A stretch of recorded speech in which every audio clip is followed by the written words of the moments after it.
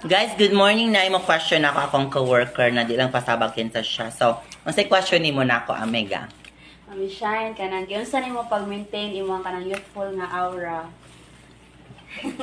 Ganaan ko na nga question kay grabe kay yung compliment sa tao sa akong hair no pag abot. Kuan. Para nako no kanang usa sa reason nga bara youthful ka tan-awon. Ang imong mga problema dili kay nimo siya iseryoso. So I do believe nga ang usa na is problem. So kung mahimo life is less serious. Kaya kung seryoso kay ka, din magmugot ka, din imo i-absorb ta ng problema. That's the reason why nga mahimo kang kanang bitong tiguang tan-awon, imong aura dili siya yung anak ka nice. So kung naa kay problem, kung maka-share ka ana sa imong friends much better para magaan-gaan. If i-share nimo sa Ginoo mas maayo kay mas magaan imong feeling. So mo na siya ako ang sikreto. Then inner peace. Then be happy at all times. Bisag ang kalibutan wa na happy.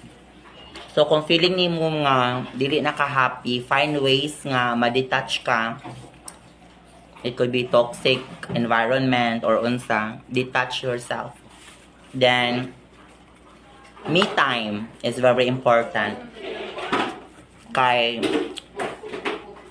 kinahanglan dyan na sa atong self. Mao na siya. And then, of course, kung magsulod pag sa nina, no need nga expensive but presentable. At the same time, sabi nagpadung ka trabaho, ang uban ga chinilas na lang. So, kasabot ako pero trabaho manggudta uban ga short na lang. So, dapat kung mahimo presentably kay nandabaho beakta na ubad kung panty na kabura na lang yung kagad mo lang mayukmok na katanawan. So, be presentable para sad nga nilot imong beauty. Kana sad siya dan. Find ways nga makasmile ka, makatawa ka.